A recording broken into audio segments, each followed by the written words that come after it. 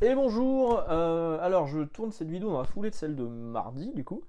Je suis chaud, chaud patate, on va attaquer tout de suite. Donc je vais vous parler de la collection, la nouvelle collection à petit prix qui arrivera cette fois au mois de septembre chez Panini. Donc vous avez la collection Marvel Multiverse.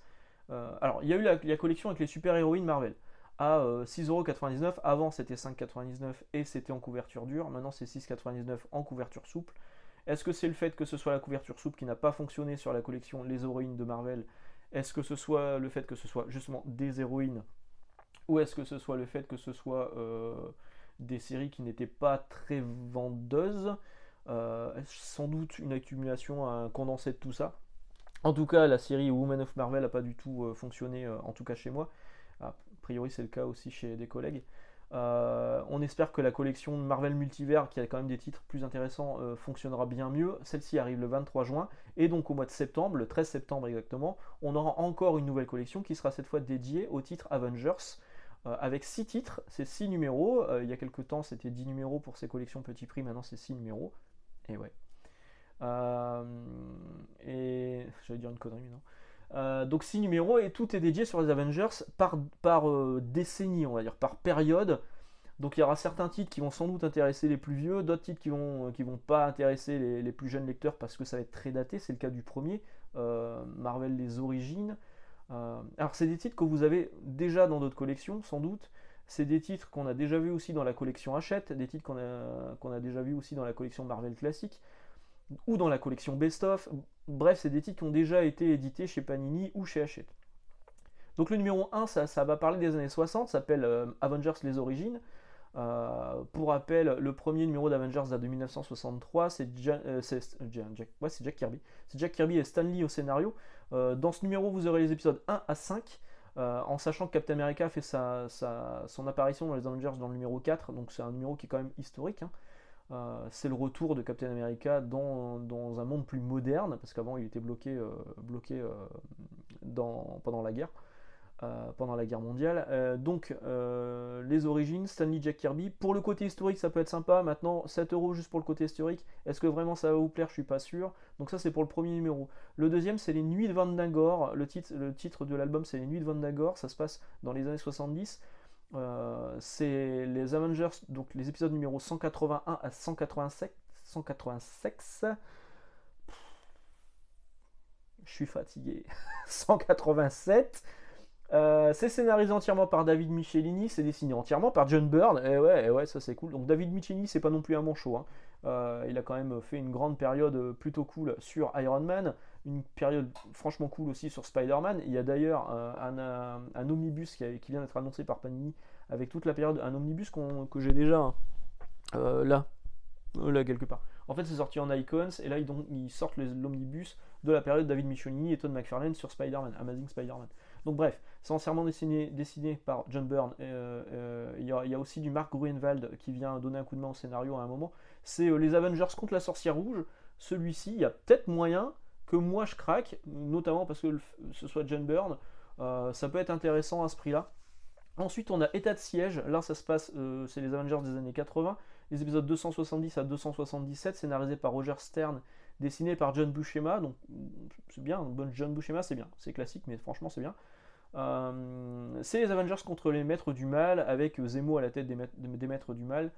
État de siège, on l'avait aussi déjà eu, je crois, dans une collection Best of. Je suis pas certain, il me semble que si. Ensuite, on a Ultron Unlimited, comme Twin Limited. Vous vous souvenez de ce groupe de techno des années 90 ou début des années 2000, bref, je sais plus. Donc Ultron Unlimited, les années 90. C'est la période Heroes Return. Donc après Heroes Reborn, la relance dans l'univers Heroes Reborn des 4 Fantastiques, des Vengeurs. Donc là, c'est les Vengeurs qui sont revenus dans le monde normal. Euh, c'est les épisodes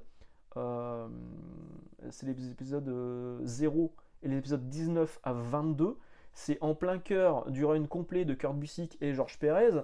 C'est un peu dommage, et c'est un copier-coller du Must-Have qu'on a eu en fin 2022. Alors les mecs qui ont acheté le Must-Have en fin 2022, bon moi déjà je ne l'avais pas recommandé, hein, celui-là, parce que je préfère que vous achetiez les deux Icons qui proposent l'intégralité du run de Busiek et Pérez.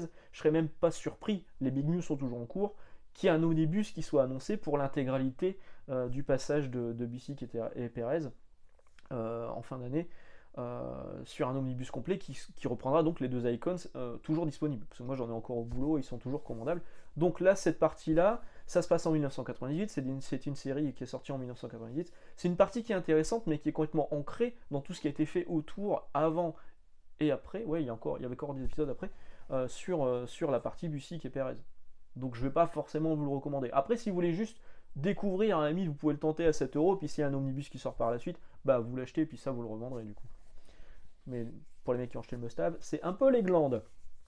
Ensuite, on a Dark Avengers. Voilà, c'est le seul titre que je vais pouvoir vous présenter aujourd'hui parce que c'est le seul que j'ai. C'est les épisodes 1 à 6. C'est le début du run de Bendis et Deodato Jr. Ça se passe pendant. Après Dark. Non, si c'est la période Dark Reign. Où je vous l'ai déjà expliqué mardi, c'est le moment où Norman Osborn a pris la tête de ses propres Avengers. C'est après Secret Invasion. Donc vous avez les numéros 1 à 6 qui seront disponibles dans cet album à 7€, qui sort le 13 septembre.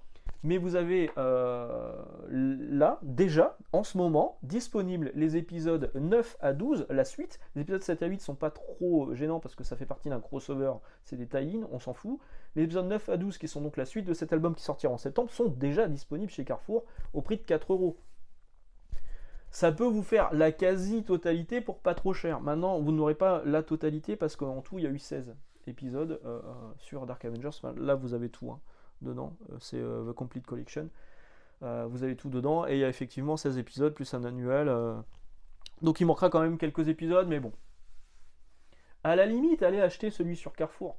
4 balles, vous le testez, ça vous plaît. Et ben, en septembre, vous prendrez celui qui propose les premiers épisodes. C'est du Bendis, donc c'est bien écrit, normalement. Et c'est du Deodato sur sa bonne période, avant qu'il se décide à faire de la photocopie, ou son style actuel, où tout semble tellement numérique, ça ne me plaît pas du tout, alors que cette période-là, je la trouve vraiment très bien. Ce qu'il avait fait en plus sur Hulk aussi, c'était incroyable, comme l'incroyable Hulk. Mais là, actuellement, c'est un peu plus compliqué. Donc ça c'est pour Dark Avengers. Ensuite on aura, c'est les années 2000 du coup. Ensuite on aura Le Monde des Avengers, c'est le dernier titre de cette collection. Le Monde des Avengers, pour les Avengers de 2010. C'est les épisodes 1 à 6 des Avengers qui ont été relancés en 2016. C'est Jonathan Hickman au scénario, c'est Jérôme Opeña et Adam Kubert au dessin. C'est pas inintéressant. Maintenant, moi, la partie Avengers par Jonathan Hickman, elle ne m'a pas plu. Ça partait un peu dans des délires avec. Il n'y a pas une histoire d'une colonisation de Mars ou un truc comme ça. Bref, moi ça me plaisait pas des masses. Cette période des Avengers, je l'ai pas d'ailleurs dans ma collection. Mon frère là, lui, mais moi non. Donc, si vous êtes fan d'Hickman, bon, ça se tente. Maintenant, moi je mettrais pas cette balle. Bah, ça se trouve, j'ai changé d'avis. Puis au moment arrivé en septembre, je vous dirai, regardez, c'est trop bien, je l'ai acheté. Mais bon, pour l'instant, je me dis que non, je ne vais pas l'acheter. Là, sur ce que je vous conseille, bon, les origines, pour le côté historique, ça peut être sympa. Les Nuits de Vandagore par Michelini et Byrne, franchement, c'est cool. État de siège, sans plus. Ultra Unlimited, non, parce que je préfère que vous preniez directement les Icons ou un omnibus qui pourrait être annoncé. Dark Avengers, oui. Allez craquer tout de suite pour la collection Carrefour. Et enfin le monde des Avengers, moi ce sera pas le cas, mais bon pourquoi pas les 6 premiers épisodes de la relance par Hickman. À vous de voir. Voilà, donc tout ça, ça sort le 13 septembre, ça coûtera 7€. Cette fois, contrairement à la collection Carrefour, vous la trouvez là aussi en librairie, vous les trouverez en librairie, c'est normal. Ce sera de la couverture souple encore une fois, et c'est pas inintéressant. C'est pas une mauvaise idée de faire une thématique Avengers. Si vous avez fait une thématique Spider-Man, pourquoi pas. Peut-être que l'année prochaine ce sera une thématique X-Men du coup.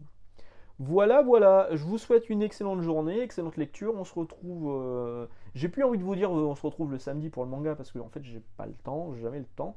Mais dans le pire des cas, on se retrouve dimanche. Voilà. Ciao!